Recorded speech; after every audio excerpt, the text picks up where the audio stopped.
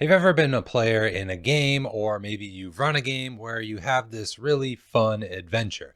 Maybe the dungeon was cool, or the emerging story beats made for a really memorable time. So you have this great adventure, and like most adventures, there are some loose ends at the end of it.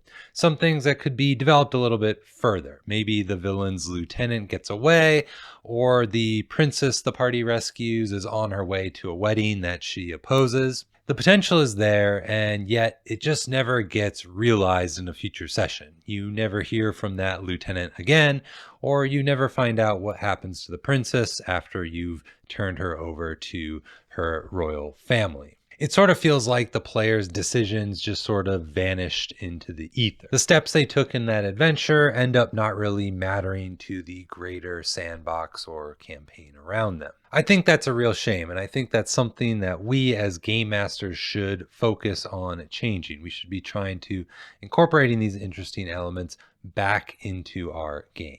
Hi, welcome back aboard the Earthmote. I'm Randall. Today we're talking about the importance of tracking player actions and their consequences in your sandbox campaign so you can have those interesting follow-ups and those continuity to future adventures. I think if you're able to focus on layering those past actions and their consequences into your game world, then you'll see a couple of benefits. Your world will feel a bit more believable, a bit more immersive to the party because it's this living, changing thing that's reacting to what they are doing. Secondly, you can utilize the power of those emerging stories to propel your campaign for you. Rather than having to come up with fresh new hooks on your own, look at their past actions and the consequences of them and see what new hooks you can come up with for your players from that. And lastly, I think if you can do both of those things above, you'll start to see an increase in player investment in your campaign. They'll get excited to see these changes that are happening because of what they're doing. And that's only going to compound and further enhance those other 2 points as they make more actions and more consequences come, and everything sort of starts to spiral up and take a life of its own. So let's go ahead and talk about why all of this matters and some practical techniques for you to track those players' actions and implement the consequences within your campaigns.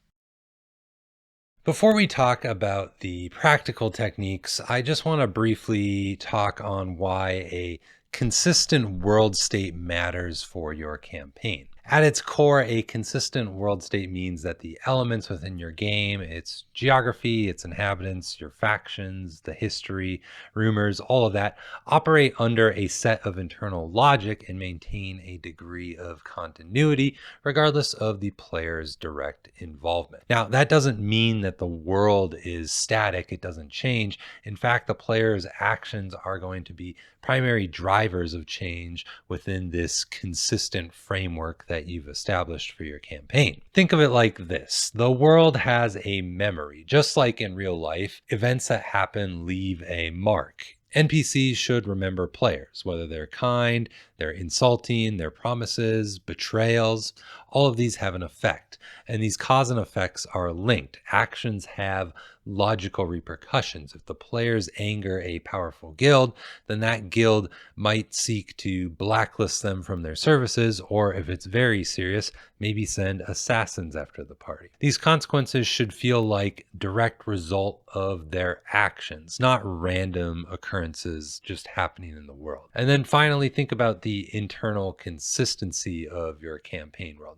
The rules and the nature of the world should remain relatively stable. If magic is rare and feared in your world, then it shouldn't suddenly become commonplace without some sort of clear reason why.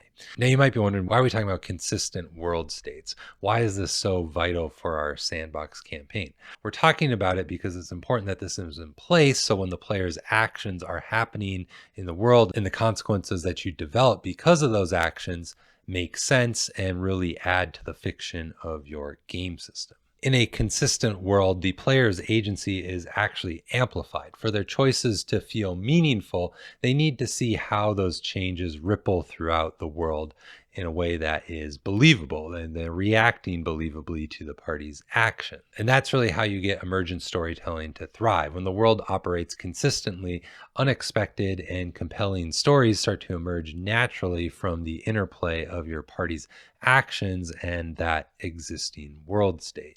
And ultimately, that's going to lead to increased immersion. Players are more likely to feel like they're truly inhabiting the game world when it behaves in a way that makes sense and remembers their presence, their actions that they've taken in your game. By establishing and maintaining a consistent world state, you'll provide a stable foundation upon which player actions can have meaningful and lasting consequences, leading to a more engaging, believable, and ultimately rewarding role playing game experience. It's about creating a world that feels like it lives and breathes and reacting to the player's presence in a logical and memorable way. Okay, so now we know why it's important. Let's talk about how we can manage it in our games. If you want to start layering these consequences into your game, you're going to need to track them. As a game master, you have a lot going on. So if you aren't keeping some sort of record on these actions, these things, you're likely going to forget about them. And then your opportunity is going to be lost. So we need to track them. How are we going to do that? Well, I don't really have a groundbreaking system to share with you here. I think you should start by using the note taking tool of your choice, whether that's pen and paper, index cards, a Google Sheet, or some other digital notebook, whatever you're comfortable with. I would say start with that. And then next, we need to be just simple and concise. We want to have enough detail to accurately track what happened, but not so much detail that it becomes too burdensome to do. Otherwise, you'll likely stop and not really form the habit of tracking these things. From there, we just need to record our key information: the who, what, when, where, and most importantly, the why. So who was involved in the action? Probably your party, but some other NPCs might be as well. I would say be specific here. If they interacted with some guards, don't write some guards. Write Captain Alara and Big Boy. Be specific so you know who you need to bring up later as characters in your sandbox. What exactly did the party do that took the action? Be precise about the action taken. Did they bribe the guards? How much money was involved in that? When did the action occur? Time can be a crucial factor. If the party makes a promise and that was weeks ago and they've yet to fulfill it, that might have a different implication or consequence than a promise that they made yesterday. If you're already keeping strict time records in your sandbox campaign like you should be, then this should be pretty easy enough to note and capture on when in the fiction these actions took place. Where did the action take place? This one is probably the easiest. And then why is arguably the most important thing to note. Why did the players or the NPC take the action? Understanding the motivations behind their actions really allows us to craft more nuanced and believable consequences. Were they acting out of greed, desperation, a sense of justice, or maybe a misunderstanding? Knowing the why can really help you anticipate the future actions and reactions that are to come from this one event in time. Once you've done that simple tracking that we just discussed and you're pretty consistent with it, you can start to think about adding in a little bit more detail. Beyond tracking individual actions, think about the larger narrative threads that are starting to emerge from the player's choices within the campaign. These are ongoing storylines that develop as a result of their repeated interactions with certain NPCs, factions, or locations within your campaign. By identifying these threads, you can really start to organize your notes. You can group related actions and consequences under a specific thread.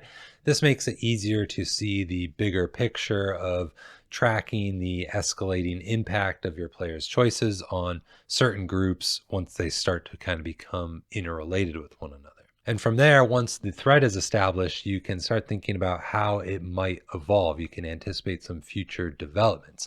What are the goals and motivations of the affected parties, and how are they going to respond to these actions that the party is doing in your campaign? Threads really allow for consequences to unfold over multiple sessions, demonstrating that the world has this memory and it reacts to sustained patterns of behavior, whether it's by the party or the factions that are also involved in these key events. And from there, you can start to think about how these threads really expand their own geographic influence.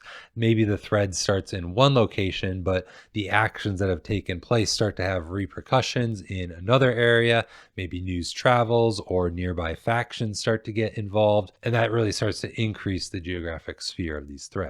So how do we go about managing these threads? Well, I think give it a clear name, something concise that summarizes the conflict that's ongoing.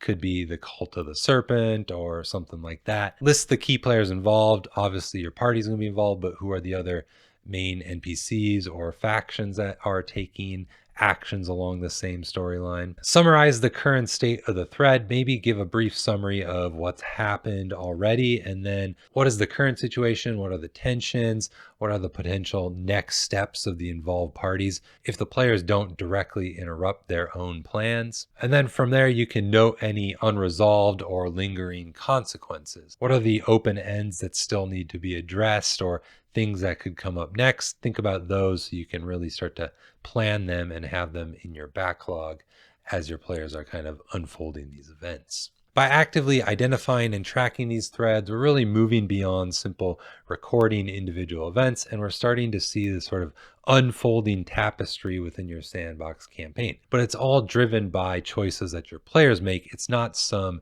story or pre-plotting ahead of time. And the threads are really about recognizing that these actions aren't isolated incidents, but rather they contribute to an ongoing story within your living campaign. Once you have this information tracked, I think it's important to review it in order to keep your game world's memory consistent and the reactions of your NPCs or factions appropriate to what's happened to them. If the players steal from a merchant, he shouldn't be offering them discounts next session. He should probably be calling the guards on them. And if it helps you, you could have simple disposition notes in your action tracker. It could be a numerical score, could be a positive, neutral, or negative, whatever works for you or makes sense for you, so you know how you should be running these NPCs when your players encounter them next. All right, so you've tracked the party's actions and you understand what the consequences should be. How do you go about implementing those consequences in your game? I think there's a couple of different techniques that we could possibly use. First is show, don't tell. It's a classic principle of game mastering and it applies well in this situation. Instead of stating the town now dislikes you, demonstrate it through NPC interactions. Maybe prices change for the party, or they're just flat out denied services. How is the world changing because of what the party they've done? Think about that, implement it, and let them see what's happening with their own eyes rather than just stating it outright. In some cases, the party's actions are going to have delayed consequences, whether it just takes a while to unfold or perhaps it's a future time-based event. These can be interesting to use in your game, mostly because they have a little bit more of a surprise element to them. The key here is that the delayed consequence should be believable, and make sure that you're clearly tying it to the past actions of the party. If you can do that and the party sees, oh, this thing happened because of something we did long ago, they're really going to love it, and it's going to help build up that sense of a living world when these consequences start to emerge, even from things that happened a while ago. Lastly, you could look at using clues and foreshadowing, hinting at potential consequences before they fully manifest, allowing the players to connect the dots in your sandbox on their own. You can do this through rumors, random events, maybe random encounters along the road, sharing this information with the party. Maybe there's rumors of a dark force gathering in a location eerily similar to one where the party was tomb robbing recently and accidentally awoke an ancient evil. These subtle clues and foreshadowing events really allow the party an opportunity to explore further on their own or ignore it, only to have it blow up in their face later on. Now, the whole premise of this video is to try and tie your loose ends back into your campaign, but it's not going to be worth doing that with every single loose end you have. As a game master, you're going to have to pick and choose which ones are the right ones to pursue and layer back into your campaign. You kind of learn over time which ones might be the right ones to pursue further, But I'll just keep it simple here and say, ask yourself which of these threads are going to make for fun and interesting complications within the sandbox. What is going to drive further conflict and interesting decision points for your party to make in the game? I think that those type of threads are really going to be the best ones for fostering further emerging stories in your sandbox, and that's going to make for a really fun game. Of course, some threads that you have over time might also just disappear because the game state has changed so much over time that they just aren't worth pursuing. If the party travels to a new continent, then yeah, most of those old threads just aren't really going to matter to the party anymore. And that's okay to let them drop. So I'd just say use your judgment on which to drop and which ones to take further. And I think you're going to really have a good game if you can think about which ones are driving conflict. So that's it. I think tracking consequences is going to lead to a more engaging and meaningful sandbox gaming experience for you and your party. If you can keep those actions visible to you, the game master, then I think you're going to keep them top of mind. And you'll be thinking about how can I incorporate these back in my game so they create further complications and conflicts for the party. And then from there, you're just really building on what's organically happening at the table. And guess what? Once these consequences play out, then the party's going to take new actions, which are also going to have repercussions. And the game's really just going to propel itself forward naturally from the emerging stories. If you don't already track actions, maybe give it a try. Let me know what you think. If you have other ways of tracking actions and consequences within your games, leave a comment down below. I'm sure we'd all love to learn from everyone's own experiences. If you enjoyed the video, don't forget to like and subscribe. It really helps the channel out a lot. Consider checking out Enchanted Nimbus, my monthly newsletter. Thanks for hopping aboard the Earthmote. I'll see you in the next one.